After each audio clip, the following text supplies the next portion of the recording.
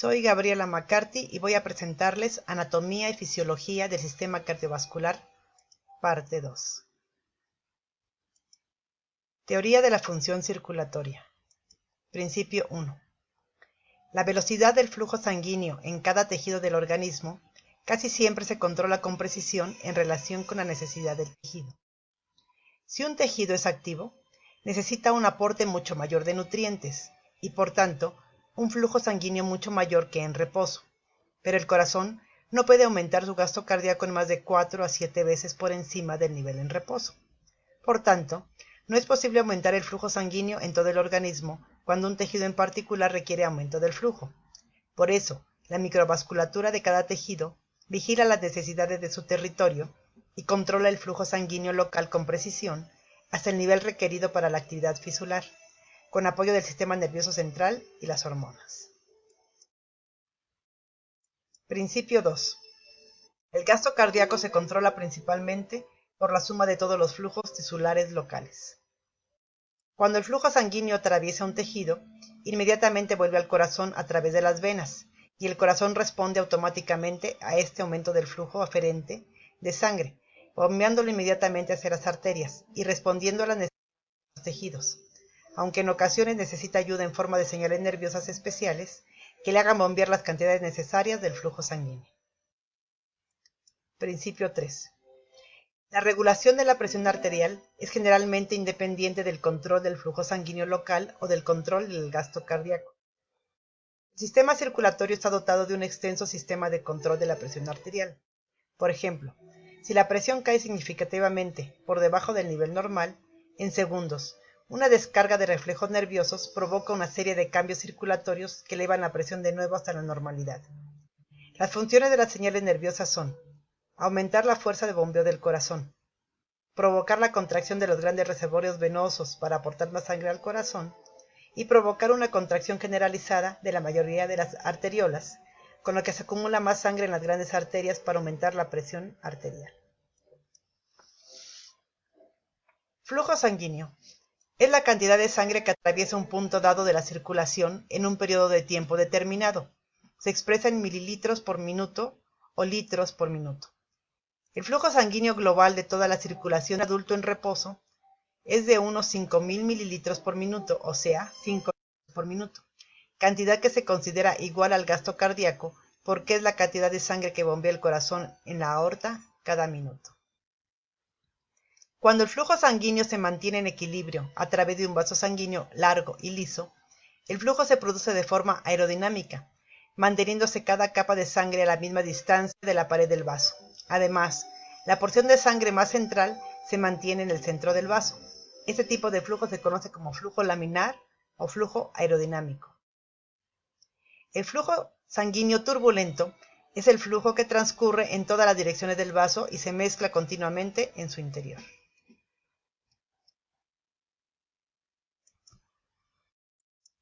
Presión sanguínea.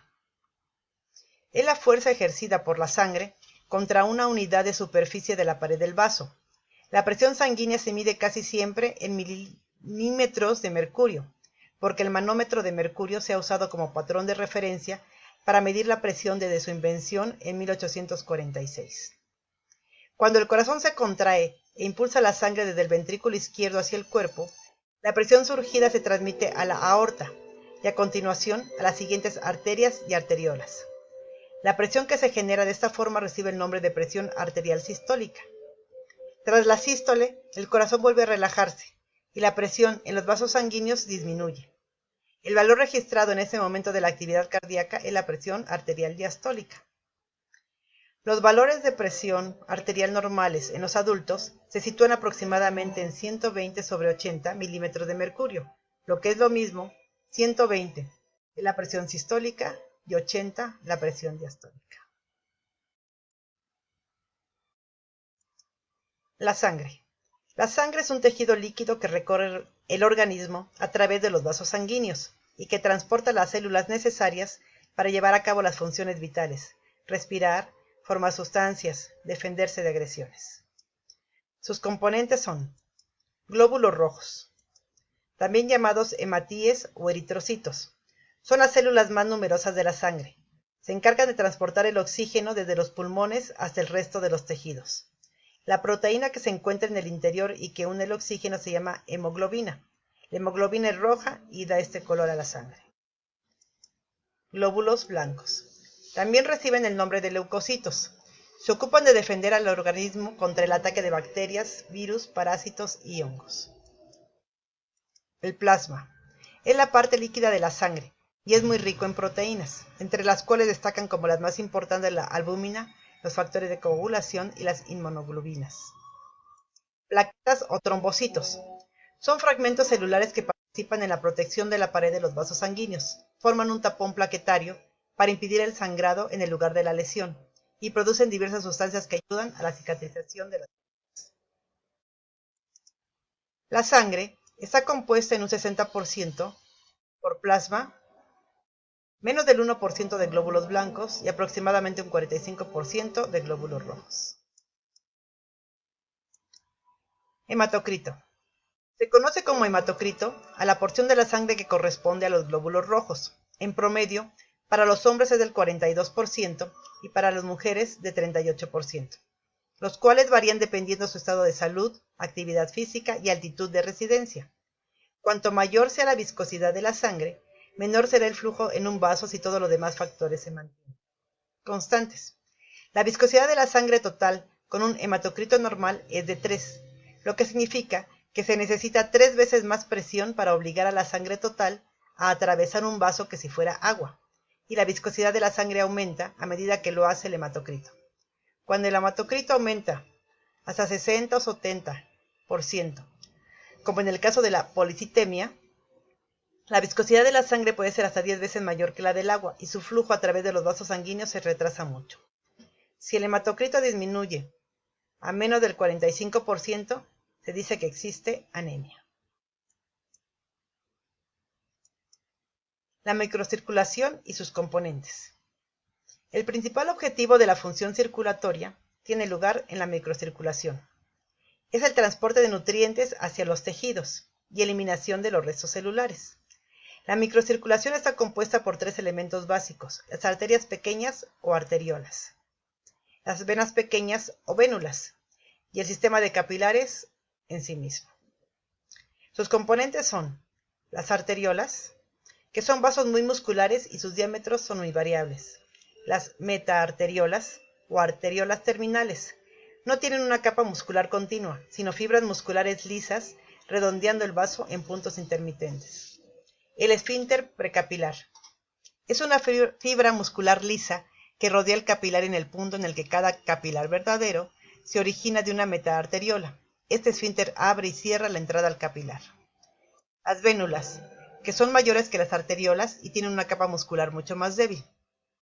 La microcirculación de cada órgano está organizada específicamente para atender sus necesidades, es decir, cada tejido controla su propio flujo sanguíneo, dependiendo de sus necesidades individuales. ¿Qué es el líquido intersticial o del intersticio? Es el líquido extracelular que llena los espacios entre la mayoría de las células del organismo y representa una parte importante del componente líquido de este. Se forma por filtración a través de los capilares sanguíneos y es drenado como linfa. Su composición es relativamente cercana a la del plasma. Está compuesto en un 90% por agua y sirve para rellenar la parte vacía entre las células y los capilares sanguíneos.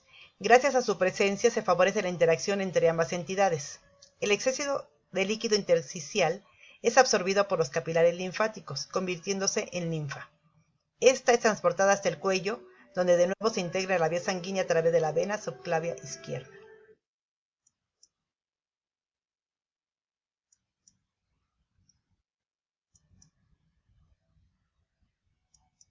Proceso de intercambio de sustancias entre el plasma y el líquido intersticial.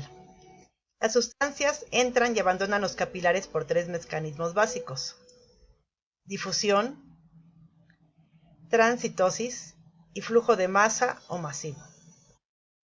El método más importante de intercambio capilar es la difusión simple. Muchas sustancias como oxígeno, dióxido de carbono, glucosa, aminoácidos y hormonas entran y salen de los capilares por difusión simple. Como normalmente el oxígeno y los nutrientes se encuentran en altas concentraciones en la sangre, difunden según sus gradientes de concentración hacia el líquido intersticial y luego hacia el interior de la célula del organismo. La difusión es consecuencia del movimiento térmico de las moléculas de agua y de otras sustancias disueltas en el líquido, desplazándose las distintas moléculas e iones, primero en una dirección y luego en otra, rebotando aleatoriamente en cada una de ellas. Una pequeña cantidad de material cruza las paredes capilares por transitosis. En este proceso, las sustancias en el plasma sanguíneo son englobadas dentro de pequeñas vesículas pinocíticas que primero entran a las células endotelias por endocitosis. Luego cruzan la célula y salen por el otro lado por exocitosis. Este método de transporte es importante principalmente para moléculas grandes, insolubles en lípidos que no pueden cruzar las paredes de los capilares de ninguna forma. Flujo de masa, filtración y reabsorción. El flujo de masa es un proceso pasivo en el cual un gran número de iones, moléculas o partículas disueltas en un líquido se mueven juntas en la misma dirección. Las sustancias se mueven a velocidades mucho mayores de las que pueden alcanzarse únicamente por difusión.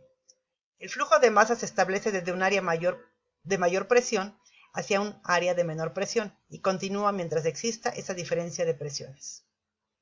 La difusión es más importante para el intercambio de solutos entre la sangre y el líquido intersticial, pero el flujo de masa es más importante para la regulación de los volúmenes relativos de la sangre y del líquido intersticial. El movimiento generado por la presión de los líquidos y solutos desde los capilares sanguíneos hacia el líquido intersticial se llama filtración, la cual es promovida por los cambios de presión hidrostática o coloidosmática, como la elevación de la presión hidrostática capilar, que es generada por la acción de la bomba del corazón, el aumento o descenso de la presión coloidosmática del plasma, que es la presión que promueve la reabsorción del líquido intersticial, o el aumento de la permeabilidad de los capilares. Si ambas presiones se encuentran en balance, se le llama presión neta de filtración y determina si el volumen de sangre y de líquido intersticial permanece en equilibrio o cambia. El movimiento generado por la presión desde el líquido intersticial hacia los capilares sanguíneos se llama reabsorción.